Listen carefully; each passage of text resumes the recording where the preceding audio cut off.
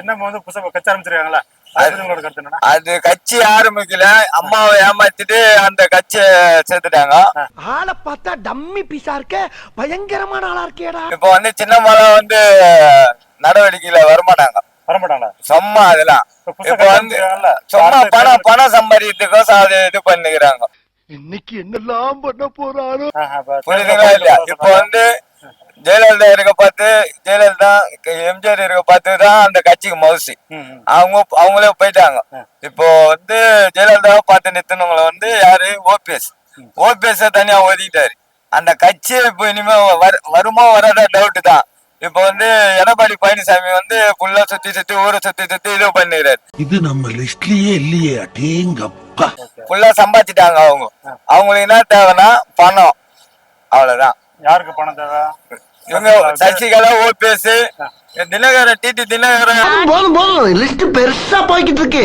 அப்படி இப்படின்றாங்க. அவங்க சும்மா இப்ப வந்து அவர் கூட்டணிகள் வருவாங்களா? சசிகலா கூட்டணி எல்லாம் வர மாட்டாங்க. கூட்டணி தான் வச்சுட்டாங்களா? யாருக்கிட்ட கூட்டணி போய் யாரும் சாக மாட்டாங்க. கூட ஓபிஎஸ் வந்து அம்மா வந்து ஆதரவு தெரிவிச்சிருக்காங்கல்ல, இப்ப 2 பேர் கூட்டணி சேர்த்து வாய்ப்பு இருக்குல்ல?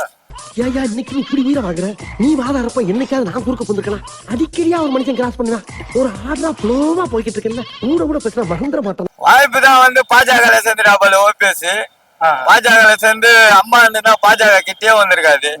யாரு பாஜக நீ தூர போடா எப்பயே சொல்லியிருந்தாங்க. இப்ப வந்து அம்மா இல்ல, இப்ப பாஜக ஒன்னா சேர்ந்து இப்ப வந்து நாட்டை யாரை ஏமாத்தலாம், யாரை இது போடலாம் தான் இருக்கிறாங்க. யார் சாமி இவன்? எங்க இருந்து வந்திருக்கான்? ஐயா ஓபிஎஸ் வந்து திமுக கூட கூட்டணி வைக்கிறதா பேச்சு போயிட்டு இருக்குல்ல? ஐயோ டிஎம்கே எல்லாம் சேர்க்காது. டிஎம்கே எல்லாம் சேர்க்காது. இப்ப கூட ஸ்டாலின் ஐயா கூட பார்த்து மீட் பண்ணி பேசினாருல்ல? அதுதான் எப்படியா இருந்தாலும் வந்து அம்மா இருக்க பார்த்த விஷயம். ஓகே. அம்மா இருக்கு பார்த்தா இது. இப்போ அம்மா டிஎம்கே, அம்மா இந்த டிஎம்கே சேருவாங்களா? இப்பதான் அவர் துரோகம் பண்ணீங்களா, அதனால அவர் திமுக கூட பக்கம் போறாரு. அப்படிலாம் இல்ல, துரோகம் பண்ணல. என்னென்ன சொல்றான் பாருங்க. இப்ப அடுத்த எலெக்ஷன்ல வந்து இப்ப ஐயா ஓபிஎஸ் வந்து கூட்டணி வைக்கிறாரு இல்ல, இப்ப பிஜேபி கூட கூட்டணி வைக்கிறதா திமுக கூட கூட்டணி வைக்கிறத சொல்றாங்களா? இப்ப இதுல யாரு வந்து லீடிங் வருவாங்க? இதுல லீடிங்ல யாரு வருவானா? டிஎம்கே வந்து பரம்பரையா கட்சியில இருக்கிறாங்க. நீங்க என்னதான் பண்ணாலும் டிஎம்கே 10 தொகுதி வந்தாலும், விஜய் 10 தொகுதி வந்தாலும், எதனா ஒண்ணு விஜய். இப்ப 2 பேருக்கு தான் மோட்டிவ், விஜய் ஒண்ணு டிஎம்கே. விஜய் வந்து 10 தொகுதி வருவான்னு சொல்றீங்களா? மேலேயே வருவாரு. மாமா கோவம் வந்துருச்சு. மேலேயே வந்தாலும் ஆனா வந்து சிஎம் எல்லாம் ஆக மாட்டாரு. எம்எல்ஏ துணை முதலமைச்சரா அப்படி வந்துதான் அப்புறமா தான் அட்டாட்சிக்கு தான் வந்து சிஎம் போயிருவாரு. ஆமா சிஎம் ஆவாரு. ஆனா வந்து மக்களுங்க எல்லாம் சின்ன பசங்க தான், 2K கிட்ஸ் தான். 9K கிட்ஸ் எல்லாம் இப்ப இல்லவே இல்ல. 2K கிட்ஸ் தான் வச்சுக்க, நீங்க நான் உயிரே கொடுக்குறேன்றாங்க விஜய் கோசம். ஆனா விஜய்க்கு வந்து கட்சியை பத்தி ஒண்ணுமே தெரியாது. 2K கிட்ஸ் ஓட்டு உரிமை கிடையாது. இல்ல இருக்குது. இப்போ வந்துச்சு. இப்போ 18 வயசு ஆயிடுச்சுன்னா 2K கிட்ஸ் தான். 18 வயசு ஆனா இப்போ உனக்கு 17 வயசு ஆகுதே இல்லையோ, ஆனா உனக்கு ஓட்டு ஐடியாவை எழுதி போட்டுறாங்க. ஏன்னா ஓட்டு போடணும்ல, அந்த இதுக்கோசம். அவ்வளவுதான்.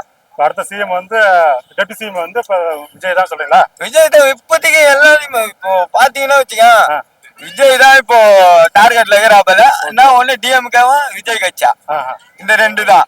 மீதி வந்து நம்ம திருமாவளவன் வந்து பாதி இடம் வருவாரு. ஆனா திருமாவளவன் இது இப்ப வந்து எப்படின்னா, நம்ம விஜயகாந்த் கட்சி வந்து டிஎம்கேல சேர்ந்துச்சு. அது வந்து ஒரு இது நம்ம விஜயகாந்த் அழைச்சதே வந்து டிஎம்கே தான். அத வேற ஞாபகப்படுத்திட்டீங்க. நெஞ்சமெல்லாம் பொண்ணா இருக்கு தம்பி, மறக்க முடியல.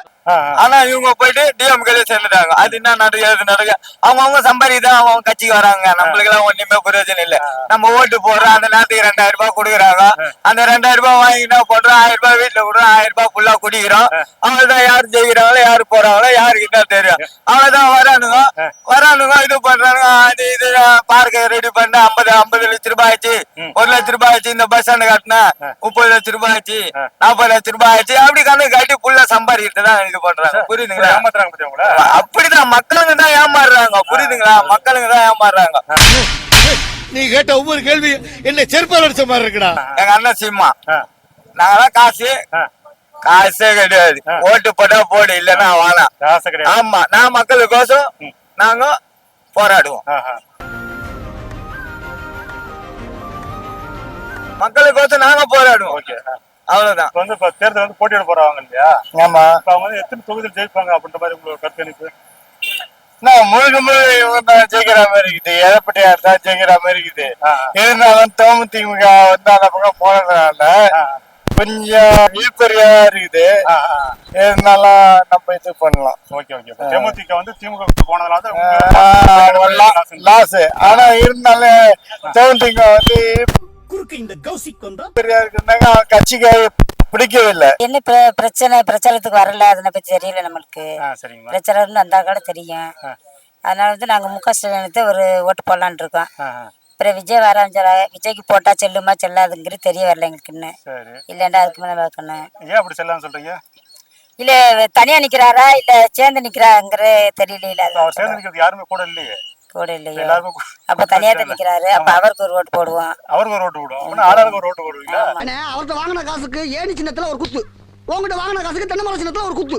இருக்குது ஒரு ஓட்டு தானே. ஒரு ஓட்டு தானே. ஆமா ஒரு ஓட்டு தான். அது யாருக்கு போலான்னு பசங்க சொல்றதுக்கு இப்ப விஜய்க்கு போடுங்கன்ட்டு. சரி. நாங்க பெரிய நினைக்கிறோம். நம்மளுக்கு வந்து உதவி பண்ணிருக்காரு. 1000 கொடுக்குறாரு, பஸ் ஃப்ரீ விட்டுருக்காரு, பிள்ளைகளுக்கு சாப்பாடு கொடுக்குறாரு. இதனால வந்து 5000 கொடுத்துருக்காரு. பொங்கலுக்கு 2000 3000 கொடுத்தாரு. அதனால இப்படி உதவி பண்றாரு. இன்னும் உதவி பண்றேன்னு சொல்லியிருக்காரு. எங்களை மாதிரி விதவைக்கெல்லாம் என்ன உதவி பண்ணு சொல்லியிருக்காரு. வீடு வெட்டி தரேன்னு சொல்லியிருக்காரு. வீட்டுல அதை வீடு வெட்டி தர்றான். 2வது காசு 2000 எடுத்து தர்றேன் அப்படின்னு சொல்லியிருக்காரு. அதனால அவருக்கு ஓட்டு போடலான்னு இருக்கோம். அதனால ஸ்டாலின் ஐயா ஓட்டு போடுவோம். ஸ்டாலின் ஐயாக்கு போட்ட மாதிரி. சரி. இப்ப எடப்பாடி வந்து 3000 தர சொல்லியிருக்காரு. அவரெல்லாம் நம்ப முடியாது. சோத்திரையும் அடி வாங்கியாச்சு, சேத்திரையும் அடி வாங்கியாச்சு. இவர் வந்து 10 வருஷமா இருக்காரு. நாங்க வந்து எதை அவரை முடிஞ்ச அளவுல எங்களுக்கு ஒரு உதவிகள் பண்ணிக்கிட்டு இருக்காரு. நாங்க அதைத்தான் நம்ப முடியும். அவர் எடப்பாடி வந்து இனிமே வந்து செஞ்சாதான் எங்களுக்கு நம்பிக்கை. முன்னக்கூடி நாங்க நம்பிக்கைப்பட முடியாது அப்படின்னு எங்க எல்லாமே யாரு ஓட்டு போட்டு அவர் வந்தாருன்னா அவர் எல்லாருக்கும் செய்யறாரா இல்ல ஓட்டு போட்டவர் செய்யறாராங்கன்னு இனிமேல் நம்ம பாத்துக்கிறோம். நாங்க நம்பி ஓட்டு போட்டு அவர் வந்து செஞ்சாரு. உங்களுக்கு சந்தோஷம் தானே? சந்தோஷம் தான் சார். யார் வந்தாலும் சந்தோஷம் தான் எங்களுக்கு. ஆனா இப்ப ஸ்டாலின் ஐயா தான் வரும்னு சொல்றீங்க. ஸ்டாலின் ஐயா தான் வருவாங்க. சரி. இப்ப வந்து விஜய்க்கு தான் உங்க பசங்க வந்து விஜய்க்கு ஓட்டு போட சொல்றாங்க. இப்ப நீங்க என்ன சொல்றீங்க? உங்க பசங்க நாங்க என்ன சொல்றோம்னா விஜய் வந்து புதுசு. இவர் வந்து 10 வருஷமா 5 வருஷமா காலங்காலமா ஆண்டுகிட்டு வர்றாங்க. இவங்க 3 தலைமுறை ஆண்டுகிட்டு வர்றாங்க. அதனால இவங்களுக்கு தான் எல்லா இதுவும் தெரியும். இப்ப புதுசு புதுசா ஏதாவது கண்டுபிடிச்சு அதை கொடுக்குற உதவி பண்றாங்க. அதனால இவளே போட்டு இவர் வந்து விஜய் வந்து தனியா நின்று சொந்த காசு வச்சு பண்றாரு. அவர் கொஞ்ச நாளைக்கு தான் பண்ணுவாரு, அப்புறம் பண்ண மாட்டாருல்ல அப்படின்னு நினைச்சிட்டு இவர் வந்து கவர்மெண்ட் காசு வச்சே பண்ணுவாங்கல்ல. இவளுக்கு எல்லாம் தெரியும்ல, எல்லா இதுவும் தெரிஞ்சுட்டே வருது. இவளுக்கு அனுபவம் இருக்கு. அதனால இவளுக்கே போடணும்னு நாங்க நினைச்சிட்டு இருக்கோம். சரி. இப்ப விஜய் வந்து இப்ப வந்து திமுக பத்தி தீய சக்தின்னு சொல்றாருல்ல, அதுக்கு பாத்துறீங்களா? பாப்பா விரும்பி பார்க்க மாட்டான். ஏன்னா அவர் புதுசா வரனால அவர் இதை விரும்பி கேட்டு என்ன செய்யு அதை விரும்பி கேட்க மாட்டான். சரி சரிங்க. சரி. நன்றி.